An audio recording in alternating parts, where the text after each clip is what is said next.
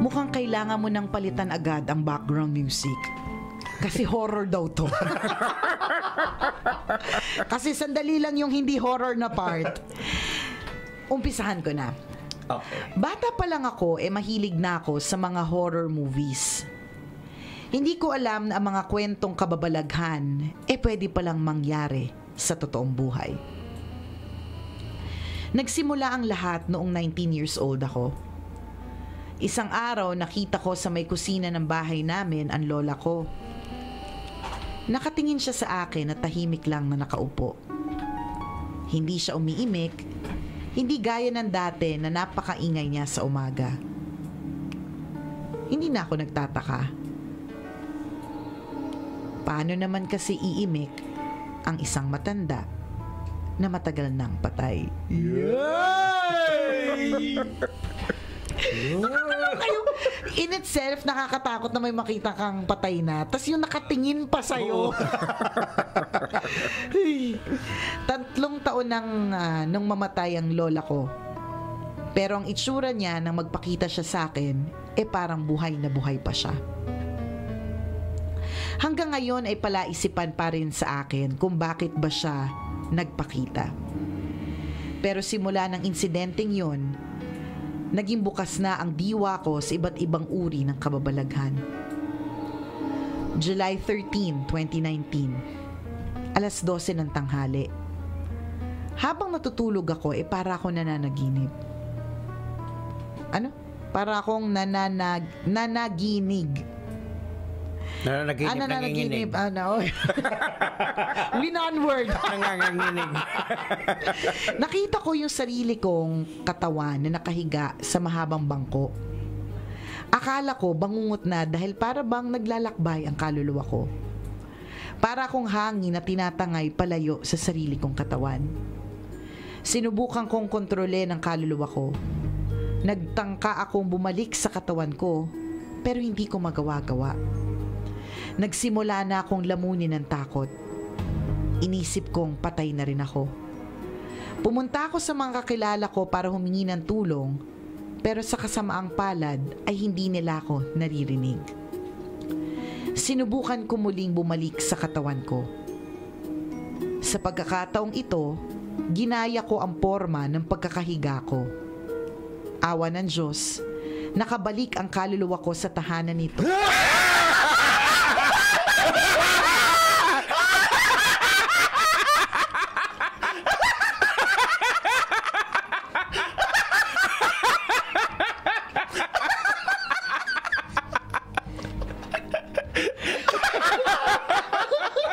Ang aga mo naman nagulat.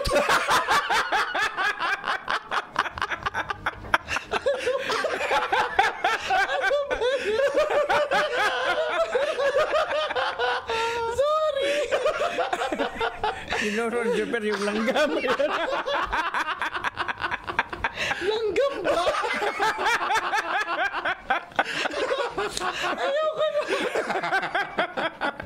Grabe. Hindi, promise pagdating mo ng 45, wala na ganito. So meron ka pang 5 years. Oh my God. Grabe ka, partner, sa akin, ha. Porque alam mo matibay yung yung puso ko. Huwag mong gagawin kay Tanghenyo yan. Kaya nga ikaw lang lagi eh. Grabe, nagulat ako. Partner, kasi alam mo, mahirap pag nagbabasa ka eh. Pag nagbabasa ka kasi, ini-imagine mo yung bawat eksena. So nung tumuro ka ng ganun, feeling ko may patay sa harapan. Sorry po sa inyong mga tenga. Pasensya na po, napasigaw ako ng bongga-bongga. RIP na naman po ang inyong mga tenga. Alam mo, na-imagine ko talaga to. Kunyari, inabot ka ng 80 years old. Kunyari talaga. Bakit kunwari? Aabot talaga ako ng 80. Ano? Tapos yung pag ginugulat ka ng mga apo mo. Trending ako lagi. Di ba may trending na gano'n? Yung lola na lagi nagugulat. Mali-mali. Oo. Grabe sa mali-mali. Gulat lang ang pag-uusap natin. May mali-mali na part na. Di ba yung mga tatanda pag ginugulat sila? Meron akong ano Ay, kabayo na doon sa kumain ng gulay. correct. May ganyan akong tita eh. Kabayo. Ang dami niya sinasabi. Ayun, yung kabayo na doon sa gulay. Sera. Oo, ganun. Nakakatawa. Na-imagine mo ganun ako. Oo, mukha. Pambihira. Tama na ha.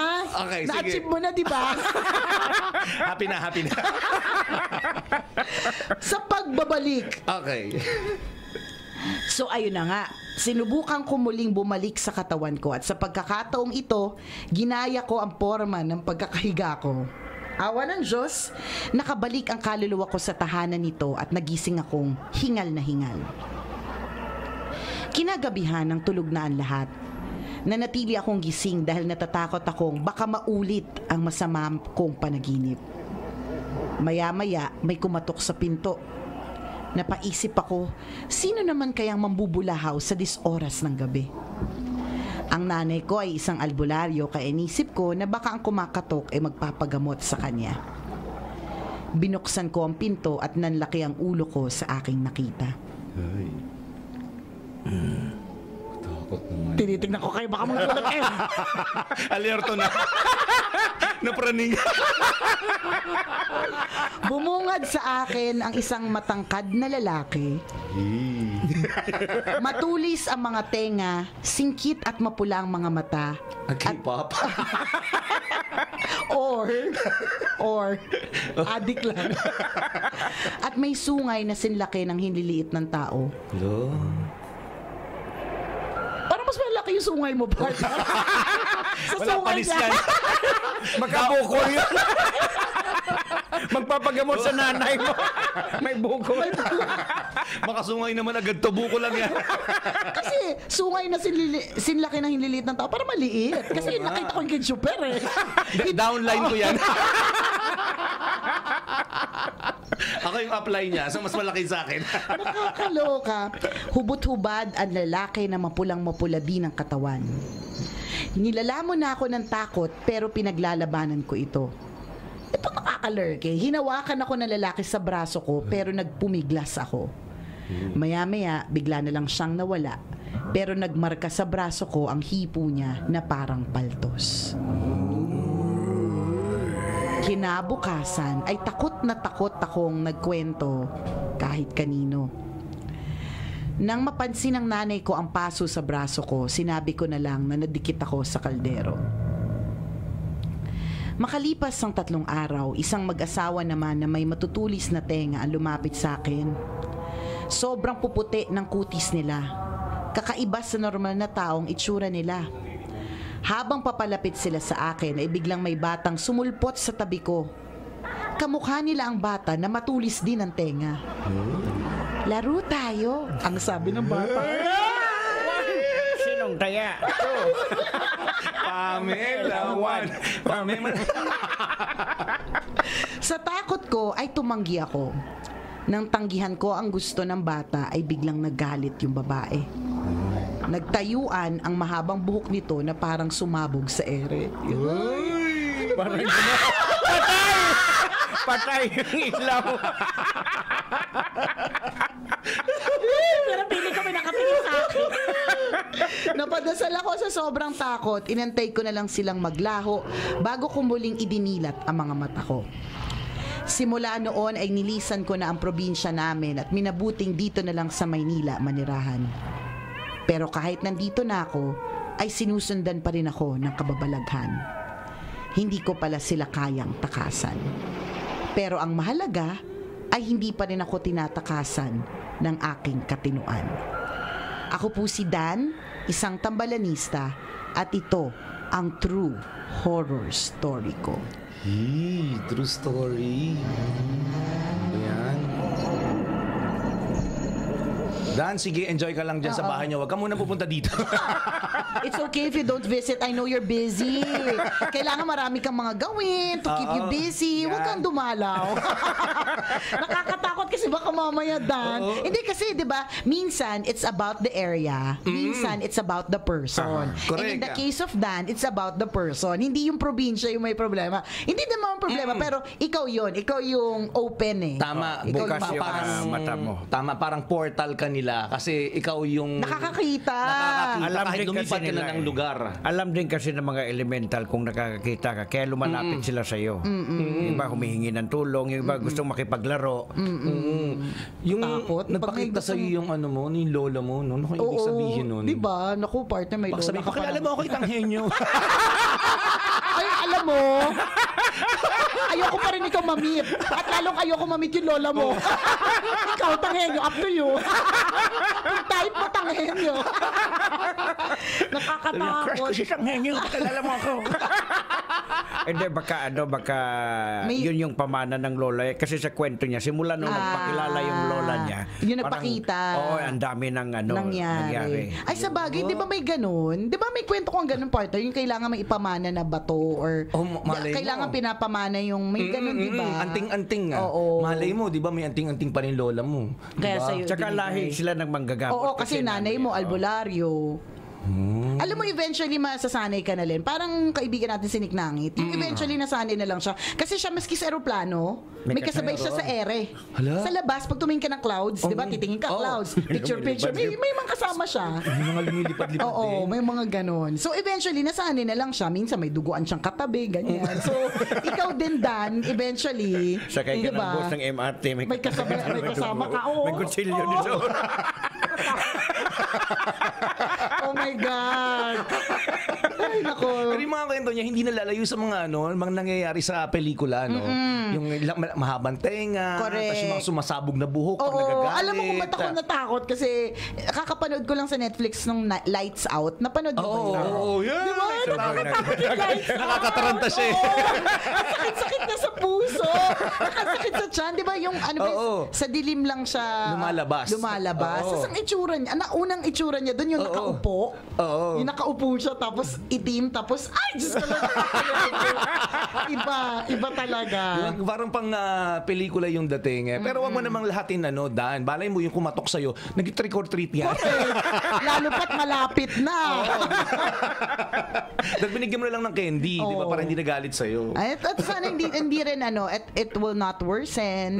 And if you feel that it will worsen or parang papunta na doon, iko-konsulta ka na sa mga professionals pagdating sa ganyang aspeto. Para Totoo. siguro mag-guide ka na rin. Oo, Kagaya kung sa grupo tama. nila Nick Nugget, Oo, mga ganun. kung ano yung tamang gawin, Oo. paano ba sila makausap. Paano mo i-handle Correct ka. yung ganyan. Oo, kasi hindi yan Kasi may science din sila sa ganyan. correct. Pinag-aaralan nila yan. Correct. So far sa ating tatlo, wala pa naman naka-experience nung no?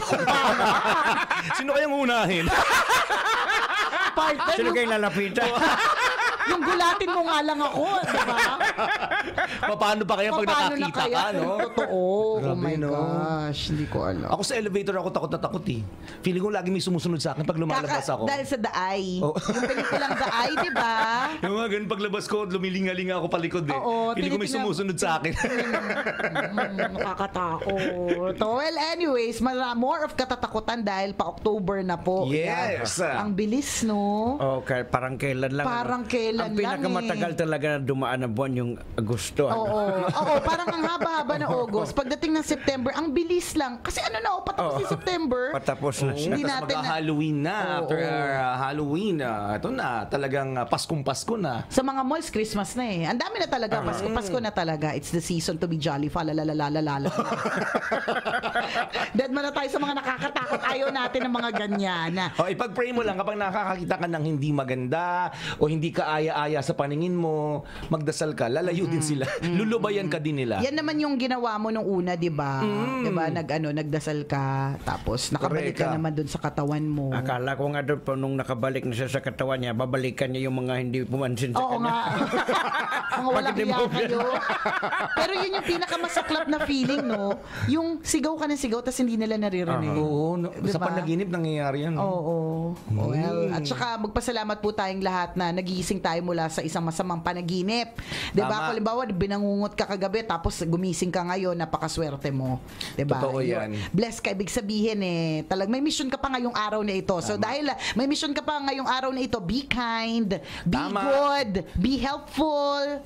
'Di ba? Maging matulungin. Yan. Tama yan. So, Dan, good luck sa'yo. Usapan ng natin yan na... Huwag kang pupunta dito. May banta. Nakaban. alam naman namin na tambalanisa ka namin. Pwede naman tayo magmahal online. Yun na lang ang masasabi ko sa iyo, Dan. At kung meron din kayong kwento katulad nung kay Dan or kahit hindi nakakatakot kayo ng kwento yan na feeling nyo burnayable. Yan. Pwede nyo kaming i-email, send your stories at mahiwagangburnaystory@gmail.com. Kahit anong kwento po yan, basta send nyo lang. Mali mo, kwento mo na ang ating pag-uusapan sa mga susunod na araw. Ito, singit ko lang to yung sa pinag-usapan natin kanina na sakit kasi si Salome nag-message na kung pwede daw manawagan ng sa lahat na doon sa supplemental polio vaccine na ipatronize sa mga magulang. Kasi nakakatakot daw talaga ngayon yung pagbalik ng polio. Online pa ba siya? Nandiyan pa ba siya? Kasi may mga magulang na nagtatanong kung naka 6-in-1 na, yung DPT may ganun kasi. Pag ina-explain kasi ng doktor, oo na lang ako na oo. Opo. Ang hirap i-memory sa mga terminologies nila, no? DPT, shaman, ganon. Dapat ba supplemental pa? Ganon? May follow-up. Basta maging basta visit your pediatrician. Magtanong Kasi kayo. Magtanong. Huwag mahihiyang magtanong. Pang polio ba ito? Corny. Sino ba yan? Hindi ka nga namin pinigilan eh. Mas nakakatakot yun. Hinayaan ka lang namin. Mas gusto pa nga namin yung mas mahaba. So, please, lapitan ng inyong pediatrician. Wag paano? Wag na. Sige na, pa-discover ka. Okay lang ba? Isa pa? Dito na ako eh. Yung may falsetto, ha? again, Siya din may vibrato, ganyan. Again, mga mommies, huwag mahihiyang magtanong. Pang polio ba ito? Yan. Malay mo baka kunin ka ng DOH endorser. Isa pa, galingan mo. Gusto ko maging endorser ng Pangit yung unang dalawa. Yung isa pa. Mga mommies, sinulit nga. Uto-uto ka talaga. Sinulit nga parang tanga. Hindi, pero magtanong. Huwag magre-rely sa yung nababasa nyo lang sa mga thread na mga mommies, Ayan. yung mga ganun. Minsan kasi mas nakakalito yun kasi of course iba't iba na opinion. So you only listen to people you trust. Yes. Yan. So kung yung pedya mo hindi naman 5 yan, o di ba, kung isa or dalawa, tanungin mo sila. Tsaka huwag niyong iasa kay Google yung mga Wag. Wag. Ang daming Actually, yung mga fake news, ang daming hindi at saka naman totoo. minsan, yung WebMD, kalaban niya ng mga tunay na mga doktor eh. Kasi, ang ending, kapag ka pumunta na yung pasyente sa kanila, mas may alam na yung pasyente. Kakabasa. Diba? So, kukonsulta po tayo dun sa dalubhasang nag-aral, pinag-aralan yan. Ha? Tama. Huwag mahihiyang. Hindi napigilan. Pang polio ba ito? Hanggang pagpasok niya ng office niya, gagawin niya ulit yan. I-record pa niya yan mamaya. Itatanong ko sa boss natin, Sir, pwede ba to? Hay nako kabisyo, sana po'y okay sa alright ang iyong buong araw. Kung ano man ang sitwasyon na pinagdadaanan mo ngayon, huwag ka mag-alala, lilipas din yan. Muli ako po si Nicole Yala. At ako naman si Cambio King Chris Chuper. Na nagpapaalala, huwag mahihiyang tanong. Pang polio ba? Na nagpapaalala, walang matatag na relasyon sa malanding may determinasyon. Yon! Ang programang Walang Problema, Hey Tambala Na, ay hatid sa inyo ng Always your number one SM radio station. Love Radio.